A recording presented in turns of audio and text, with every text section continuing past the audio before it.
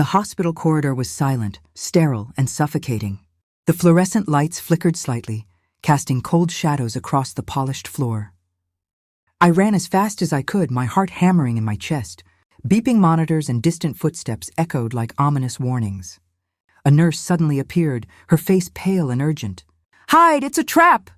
she whispered, grabbing my arm and pulling me behind a row of carts. My breath caught. What do you mean?" I gasped. She looked around nervously, eyes wide. "Your husband, he's not who you think." "Don't go in there," I froze. Her words made no sense. Ethan, my husband, my partner for years, the man I trusted with my life, was dangerous? Here, in the operating room, my mind raced. Surgery was supposed to be routine. The doctors had said everything would go smoothly. My husband, worried as always, had insisted on being present. And now this nurse was warning me to stay away. "Why? What's happening?" I whispered, clutching her hands. "It's a setup," she said, voice trembling. "I overheard him talking. He's planning something. Something you'll regret seeing." My chest tightened. Betrayal. Danger. Fear and disbelief churned in my stomach. I had loved Ethan with all my heart. And now, doubt. I peeked around the carts. Through the frosted glass of the operating room, I could see the outline of his figure. Calm, focused, smiling slightly at someone I couldn't see. My hands shook. "Hide," the nurse urged again. "You can't let him see you yet." I stumbled back into the shadows, my mind racing for answers. Why would he? But as my eyes adjusted, I realized the truth.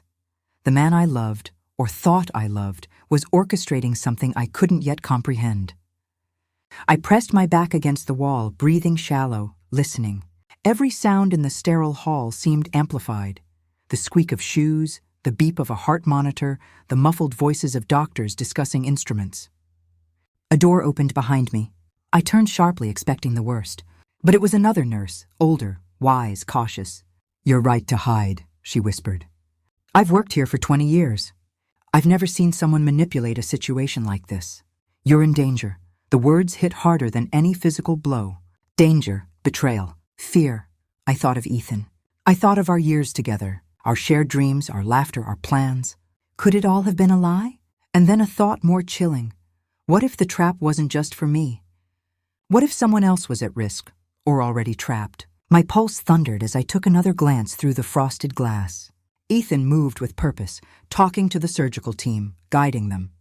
But there was a strange tension in the room. The nurse's warning replayed in my mind. It's a trap. I had to act, but how? I was unarmed, vulnerable, and alone. I could call for help, but the nurse's urgency made me hesitate. They knew more than they were saying. I crept closer, careful to remain unseen. My ears strained for words. Ethan was speaking softly now, almost conversational, but the tone, calm, controlled, precise, made my skin crawl. "You're ready?" he asked. A voice responded from inside the operating room. I couldn't see them yet, but something in the tone. It was tense, almost fearful. "Yes," came the reply. "Everything is set." I swallowed hard. My hands shook. The nurse's warning burned in my mind. I took a step closer. One foot, then another. My heart pounded so hard I thought it might give me away. Through the glass, I could see glimpses now. A shadowed figure lying on the operating table, motionless. Machines beeped rhythmically. Lines of monitors displayed vitals, but something about the scene felt orchestrated. "Calculated. Stay back," the nurse hissed again. "If he sees you, it's over. He's been planning this." I froze. Planning? My husband planning what? The words replayed in my mind. It's a trap. And suddenly, the pieces began to form a terrifying picture. This wasn't just about fear or intimidation. It was deliberate, calculated. My husband, my partner in life, was part of something bigger, something I couldn't yet understand. I crouched behind the carts, heart racing. My hands shook as I clutched my phone, ready to call for help. But I couldn't, not yet. Any sudden move, any wrong breath, could set the trap in motion. Through the frosted glass, Ethan smiled slightly. That smile. It was the smile I had loved for years. But now it felt cold, mechanical, empty. I realized, with a shock that made my blood run cold, the man I trusted most in the world was the orchestrator of the trap. The nurse whispered urgently in my ear, "You need to decide. Stay hidden or face him. But if you go in there, there's no turning back." And I knew, deep in my bones, that tonight, Nothing would ever be the same again. I pressed my back against the wall, trying to steady my trembling hands. My mind raced, replaying the nurse's warning over and over. It's a trap. Your husband. He's planning something. What could it possibly mean?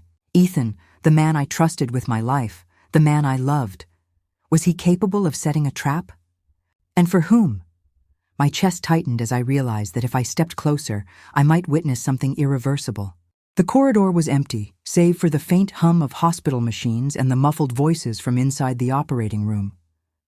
My eyes darted toward the frosted glass. Ethan's silhouette was clear now, tall, calm, unflinching. There was a faint smirk on his face as he leaned over the operating table. I swallowed hard, my stomach twisting. Something about the way he moved, the precision, the control. It was not the husband I knew. This was someone different, calculated, dangerous. A soft click sounded behind me. My heart leapt into my throat. Another nurse, younger, rushed past. "You need to hide," she whispered, urgency in her voice. "It's worse than you think. He's planning to—" I can't even say it. "Just stay hidden." I felt panic clawing at me, but also an undeniable pull, a need to see, to understand. I couldn't just hide forever. My feet moved almost on their own, inching closer to the glass. Through the frosted barrier, I caught a glimpse of a face I didn't recognize, a patient lying on the table, unconscious, hooked to monitors and IVs. I blinked. The heart monitor was steady, but something was wrong. The lines on the screen weren't normal. Ethan turned slightly, as if sensing my gaze. That smile, a perfect, practiced smile, sent chills down my spine. My pulse raced. I had to know. I couldn't let fear paralyze me. I crept closer to the door, pressing my ear against the small window. "I need to confirm the dosage," Ethan said quietly to a nurse inside. "Make sure the sedation is enough. We can't afford any surprises." The nurse nodded, a faint tremor in her hands. "Yes'm, sir." "Sir," I whispered under my breath. The words felt foreign on my tongue. My husband? Calling a nurse sir? A sudden movement startled me. Another figure entered the room, a doctor I didn't recognize. They nodded toward Ethan. The exchange was silent but tense. The air felt electric, heavy with intention. The realization hit me with horrifying clarity. This wasn't routine surgery. Something had been orchestrated, and Ethan, my husband, was at the center of it. I stumbled back, trying to process. Could this be about money? Revenge? Something personal? The nurse behind me grabbed my arm. "He's testing loyalty," she whispered urgently. "Anyone who enters this room is part of the trap." "He's dangerous." "Dangerous?" I asked, voice barely audible. "Yes. He's planning more than you think. You're lucky you came when you did." I glanced back at the operating room. Ethan leaned closer to the unconscious patient, whispering something I couldn't hear. My heart pounded. I had loved this man. Shared dreams, shared life, and now, this. I realized I had two choices: stay hidden and risk being powerless, or confront him and risk everything. My hands shook, but my mind was clear. I had to know the truth. Whatever he was planning, I had to face it. I inched the door open, careful to remain unseen. The floor creaked slightly, and Ethan's head turned in my direction. My heart froze. "You shouldn't be here," he said softly, a warning laced with menace. "I needed to see for myself," I replied, trying to keep my voice steady. "I need to understand what you're doing." He smiled, a predator's smile. "Curiosity can be dangerous, my love." I stepped closer, my courage building. "No, betrayal is dangerous. And whatever this is, whatever trap you've set, I won't be a part of it." Ethan's eyes darkened. "You already are, whether you like it or not." At that moment, the nurse beside me gasped quietly, covering her mouth. I turned to see what startled her, and then I froze. Another figure emerged from behind the patient, a woman. My breath caught. My husband's hands reached for her. My mind couldn't process what I was seeing. He was embracing someone. Someone alive, aware and smiling back at him. Shock paralyzed me. My husband, hugging another woman, in the operating room, while a trap unfolded. The nurse whispered, almost shaking. "I warned you. This is bigger than anything you imagined." I stepped back, heart hammering, mind spinning. Fear, betrayal, disbelief, they all collided. I had loved him, trusted him, shared my life with him, and now, this. A part of me wanted to run, Another part wanted to confront him. My hands trembled as I pressed myself against the wall, trying to decide what to do next. Ethan looked up, finally noticing me fully. His smile remained, but there was a glint in his eyes, something I didn't recognize. "Something dangerous. You shouldn't have come," he said softly.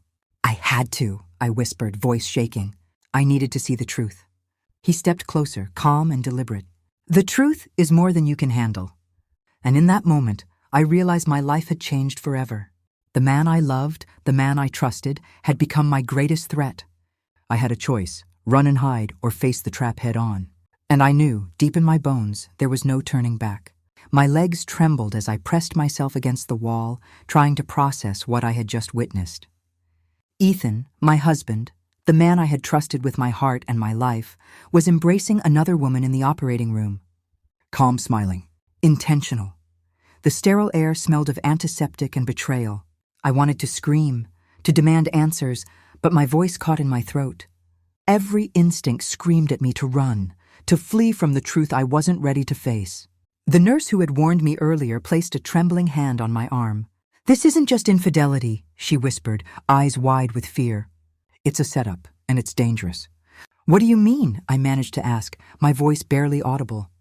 "You need to understand," she said urgently. "Your husband, he's planning something. He's been orchestrating this for weeks. The surgery, the people involved, it's all part of a plan. And now, he's using her to manipulate the situation." My mind reeled. Manipulate what? For whom? Why? Through the frosted glass, I could see Ethan speak softly to the woman, leaning close to her ear. I couldn't hear the words, but the way she nodded, seemingly reassured, made my stomach twist. There was intimacy in their interaction, but also calculation. I felt tears sting my eyes, not just of heartbreak, but of confusion and fear. The man I loved had become someone I could no longer recognize. Why is he doing this?" I whispered to the nurse. She shook her head. "I don't know everything. But I know this. He is testing loyalty, testing reactions. Anyone who sees the full picture becomes part of his trap. He's brilliant, manipulative, and dangerous." I took a shaky breath. My instincts screamed at me to act, but fear held me in place. I needed information, proof, before making a move. I couldn't confront him blindly.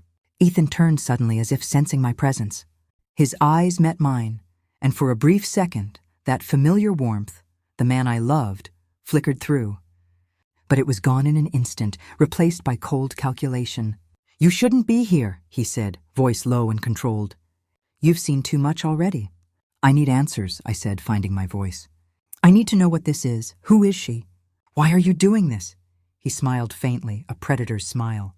"Answers come at the right time. Right now, you're part of the situation. There's no turning back." The words hit me harder than any physical blow. Part of the situation? I hadn't signed up for this. And yet, here I was, caught in a trap I didn't understand. The nurse beside me whispered, "You need to stay calm. Don't let him see your fear. He feeds on it." I nodded, gripping the edge of a cart for support. My mind raced. I had to find a way to uncover the full truth, to understand his plan before it was too late. Ethan stepped closer to the patient, carefully adjusting the monitors. The woman he had embraced now stepped back slightly, her face pale but determined. She glanced at him, then at the patient, then back at him. Their interaction was strange, intimate yet transactional, affectionate yet strategic. I realized, with growing horror, that this wasn't just about betrayal or infidelity. It was far more calculated. Someone was in danger. And Ethan's smile, so calm and controlled, hinted that he held all the cards. "Who is she?" I whispered. The nurse shook her head. "I don't know. But she's part of the plan. And if you make a wrong move now, you could become collateral damage." My pulse raced. I needed a plan. I couldn't stand idly by while my husband manipulated events around me. I needed leverage. I needed information. I needed to survive. I took a careful step closer, keeping to the shadows. My eyes scanned the room, looking for anything that might give me insight. A document, a gesture, a whispered word. Ethan spoke again, this time to a doctor I hadn't seen before. His voice was calm, authoritative, commanding. "Prepare the procedure. Follow my instructions precisely. Any deviation could ruin everything." The doctor nodded and my heart sank. Procedure? Surgery? Was someone's life at risk? I pressed myself closer to the wall, holding my breath. The patient on the table was still unconscious, connected to monitors and IV lines. The tension in the room was palpable. Ethan turned slightly, glancing toward me. His eyes were sharp, assessing. "Curiosity can be dangerous," he said softly. "I need the truth," I replied firmly, summoning every ounce of courage. "I trusted you. I loved you. And now, I see something I can't ignore." He smiled faintly, almost amused. "Truth is relative, perspective matters. You see betrayal, I see control. You see fear, I see loyalty tested." I stepped back, shocked. Control? Loyalty tested? Fear? My mind whirled. What had I married? Who was this man? The nurse beside me whispered urgently, "Whatever you do, stay hidden. Wait. You'll see the full picture soon. Then you'll understand why he did this, and how to protect yourself." I nodded, swallowing hard. My heart raced, my stomach churned, but I knew she was right. I couldn't confront him blindly, not yet. I needed the truth. And in that moment, I realized that my life, my marriage, and possibly the life of the person on that operating table were all hanging by a thread. The trap wasn't just deception or betrayal. It was a carefully constructed, calculated plan, and I was now at the center of it. My pulse thundered in my ears. One thought burned brighter than fear. I had to survive. I had to uncover the truth. And I had to confront my husband, this man I barely recognized, before it was too late. The stakes had never been higher, and I knew with absolute certainty that nothing would ever be the same again. The sterile hum of the operating room filled my ears like a drumbeat of dread. Every step Ethan took, every calculated movement sent shivers down my spine. I pressed myself deeper into the shadows, heart pounding so violently it threatened to give me away. The trap wasn't just about betrayal. It was about control, manipulation, and danger I could barely comprehend. Through the frosted glass, I watched as Ethan leaned over the patient, his hands steady, precise, confident. The woman beside him whispered something, and he nodded. Their communication was silent, intimate, and chilling. I realized that this wasn't merely a personal act. It was a coordinated plan, executed with precision. The nurse who had warned me earlier whispered urgently, "Stay quiet. Don't let him see you. Not yet. He's testing reactions. Anyone who interferes is compromised." My pulse raced. Compromised. The word hung in the air like a blade. My mind flashed to worst-case scenarios. Surgery, deception, manipulation. Was someone's life already at risk? I crouched lower, trying to remain unseen. The line of monitors glowed eerily, tracking every heartbeat, every breath. I noticed something odd. One of the readings fluctuated slightly. Ethan's eyes flicked toward it, almost imperceptibly, before he continued, with deliberate calm. That flicker of movement, the silent acknowledgement, told me everything. He was fully aware, fully in control, and fully dangerous. I thought of our life together, every laugh, every promise, every shared dream. And now I saw the truth. The man I had trusted, loved, and relied on was capable of orchestrating something terrifying while wearing the mask of a devoted husband. The woman glanced at me suddenly. My heart skipped a beat. Had she noticed me? Her eyes widened slightly, then she turned back, covering her reaction. The nurse beside me whispered, "She's part of it. Don't trust appearances. They're all playing a role." I pressed my back to the wall, mind racing. I needed to understand before acting. Panic clawed at me, but reason fought to stay alive. Ethan spoke softly to the woman again. "The plan is working. Keep your composure. Timing is everything. Plan. Timing, everything." The words struck like lightning. This wasn't an accident. Every movement, every expression, every gesture was calculated. I realized that the trap had layers. Emotional, psychological, physical, all designed to keep me off balance, to manipulate my reactions. And the worst part? He had succeeded so far. A beep on one of the monitors made me flinch. Ethan's head snapped toward it instantly, eyes narrowing. His hand moved slightly, adjusting a dial, recalibrating something invisible. The woman watched, silent, poised, aware. I understood then. The patient on the table was not just an object of concern. It was central to his plan. Whoever they were key. And if something went wrong, the consequences would be catastrophic. The nurse behind me whispered, "He's testing boundaries. He wants to see what you'll do. If you interfere, it could trigger the entire setup." I swallowed hard. Boundaries, triggers. Every instinct screamed at me to flee, to call for help, to intervene. But logic, survival, and the nurse's warning held me back. I had to wait, I had to observe. I had to understand fully before acting. Ethan turned suddenly, glancing in my direction, or so I thought. My heart stopped. Was he aware of me now? The woman beside him shifted slightly, almost as if signaling him. Their silent communication was fluid, practiced. "You shouldn't be here," Ethan said softly, almost conversationally, yet every word carried a threat. "But curiosity is human." "I need the truth," I whispered, forcing my voice steady. "I need to know what this is, what you're doing." "Why?" He smiled faintly, a chilling predator's smile. "The truth is layered. You see only what I allow you to see. And that is only the beginning." My chest tightened. Only the beginning. The trap had depth. Complexity. Consequences. And I was caught in the middle, teetering on the edge of chaos and danger. The woman leaned closer to Ethan, whispering something. He nodded, then looked back at the monitors. I noticed a small lever, almost imperceptible, near the operating table. He adjusted it slightly, as if calibrating some unseen mechanism. The nurse beside me gasped softly. "That lever, that's not standard. He's rigged something.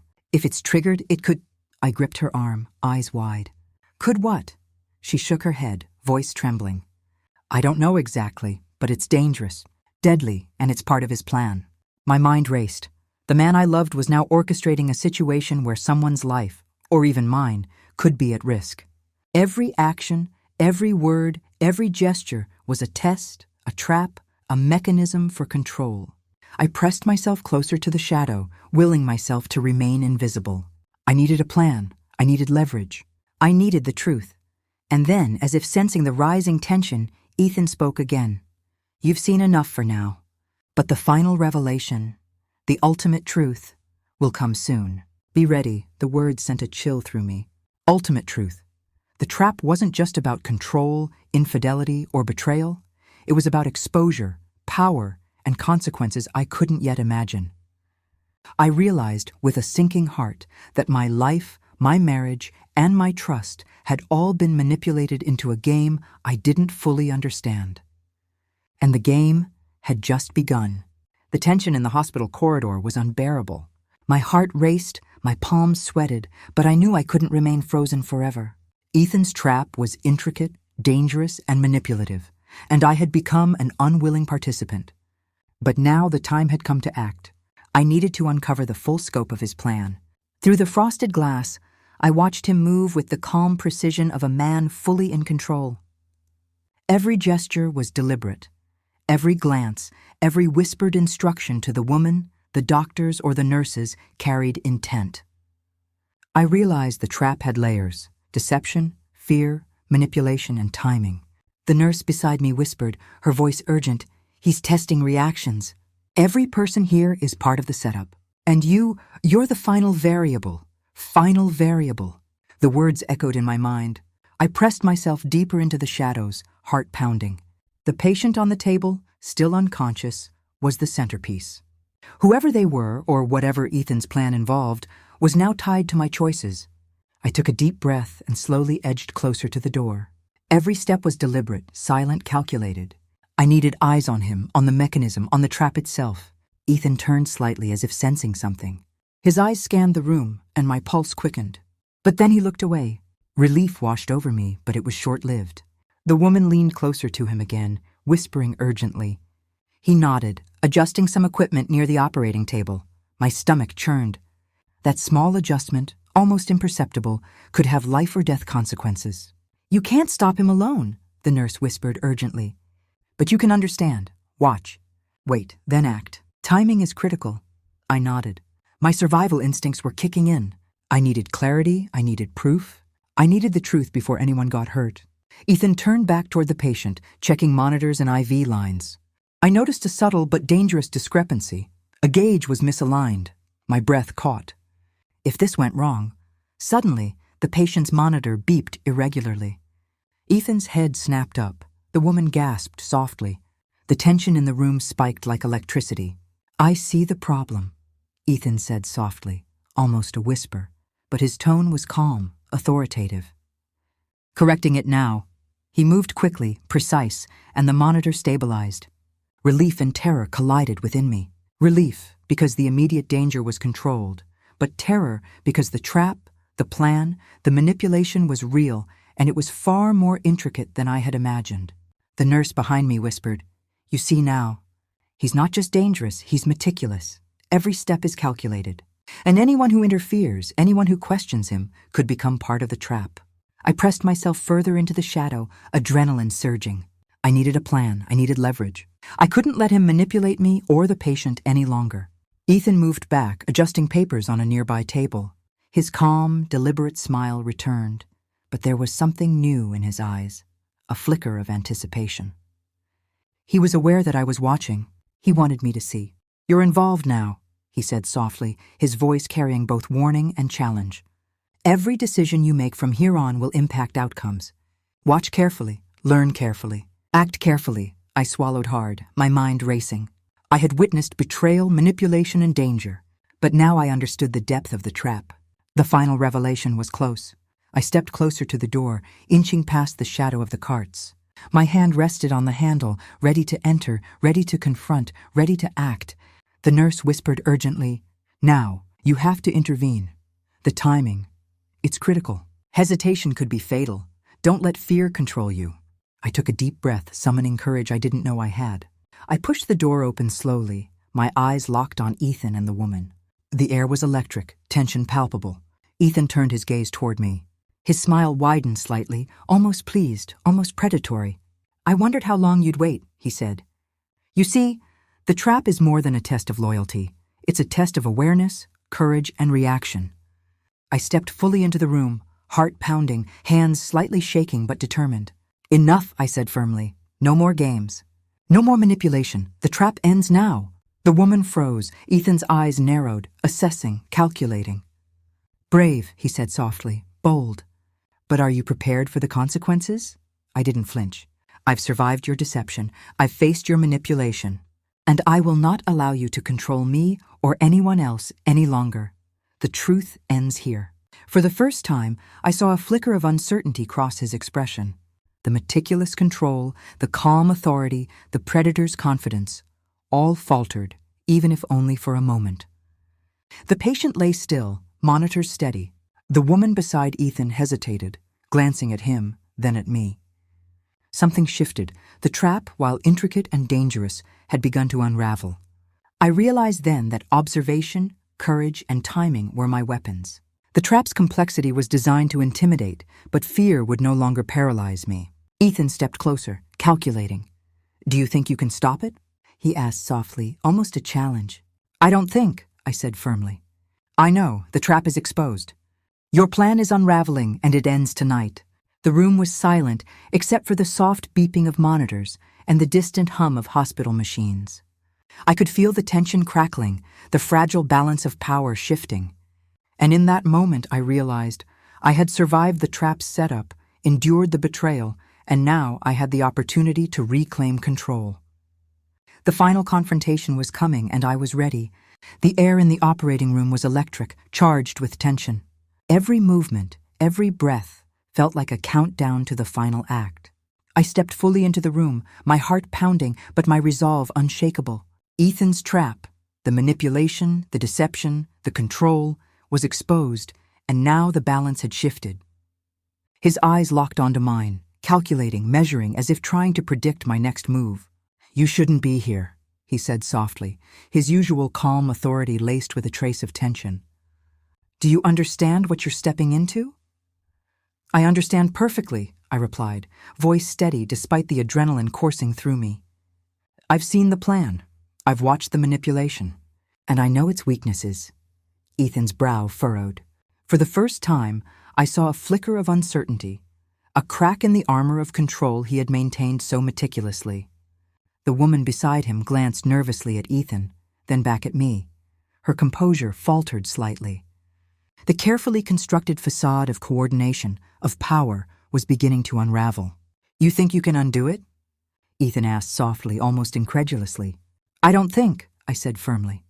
"I know, every trap has a flaw. Every scheme has a weak point, and you've underestimated me." He took a step closer, his presence imposing, but I didn't flinch. My eyes stayed locked on his, unwavering. "And what will you do?" he asked, voice low and dangerous. Expose it, I replied. Every manipulation, every deception, every calculated move. The trap ends tonight. The tension in the room was palpable. The monitors beeped steadily, but the silence between us was heavier than any sound. Ethan's hands tightened slightly, his jaw set. For years, he had controlled, manipulated, and deceived. But now his power was no longer absolute. I glanced at the patient on the operating table. The small lever, the subtle mechanism that had been part of the trap, was within reach. I moved carefully, deliberately, adjusting it to its safe position. The immediate danger neutralized, the physical component of the trap collapsed. Ethan's eyes widened for a split second, a fleeting flash of realization. His meticulously orchestrated plan, his control over every detail, had been disrupted, and in that instant I felt the full weight of empowerment. You could have triggered everything, Ethan said, voice low, controlled, but shaken. I could have, I said calmly. But I chose to act with awareness, with clarity. That's the difference between a victim and someone who refuses to be manipulated. The woman beside him looked at me, eyes wide. You saw everything, she whispered. I did, I said, and now everyone knows. The trap, the deception, the manipulation, it ends here. Ethan took a step back, his control slipping. For the first time, I saw the man I had married, the person behind the mask of authority and calculation, vulnerable, exposed. You've changed, he said quietly, almost a statement rather than a question. I've always been the same, I replied. I just refused to let fear, manipulation, or betrayal define me. That's what you didn't anticipate. The nurses, the doctors, even the woman beside Ethan, watched silently. The shift in power was complete. The trap that had been orchestrated with precision, with control, with intent, had unraveled because I refused to be a pawn. Ethan's shoulders slumped slightly, a sign of resignation. I miscalculated, he admitted quietly. I underestimated you. And that's the cost of underestimating someone who refuses to be controlled, I said firmly. The patient on the table stirred slightly, stable now. The immediate danger was gone. The trap's psychological and manipulative components had been exposed. Ethan's scheme, intricate and calculated, lay in ruins, not because of luck, but because courage, awareness, and clarity prevailed. The woman beside him took a step back, her role in the trap diminished. Ethan's authority, once absolute, was now undermined. And in that moment, I realized something profound. Power does not belong to those who manipulate or control. It belongs to those who act with integrity, awareness, and courage. I took a deep breath, letting the tension drain from my body. It's over, I said. The trap, the deception, the danger, it's finished. And everyone here is free from it now. Ethan looked at me, silent, defeated, yet oddly respectful. You survived, he said. I didn't just survive, I replied. I reclaimed control, I reclaimed power, and I ensured that no one else would be harmed by your schemes. The room was quiet, save for the soft beeping of the monitors. The danger had passed, the manipulation had been exposed, and the trap, designed to instill fear, obedience, and helplessness, had been dismantled. I looked around at the nurses, the doctors, the woman who had been part of the scheme. This is a lesson, I said softly. No plan, no matter how elaborate, can succeed against courage, awareness, and determination. Ethan's gaze met mine one last time. There was no malice now, only acknowledgement, a recognition of defeat and of the strength he had underestimated. You've changed everything, he said quietly. Yes, I replied. And now it's time to move forward, without fear, without manipulation, without traps. As I walked out of the operating room, leaving Ethan, the woman, and the hospital staff behind, I felt a profound sense of liberation. I had confronted danger, deception, and betrayal, and emerged not just unscathed, but empowered. The fluorescent lights of the corridor no longer felt cold or oppressive. They illuminated a path forward, one defined by courage, clarity, and integrity. I realized that no trap, no manipulation, no betrayal could ever define me again. And in that moment, I understood the truth. Survival isn't just about escaping danger. It's about confronting it, understanding it, and dismantling it with awareness, courage, and conviction. The trap had ended, the danger had passed, and I was free.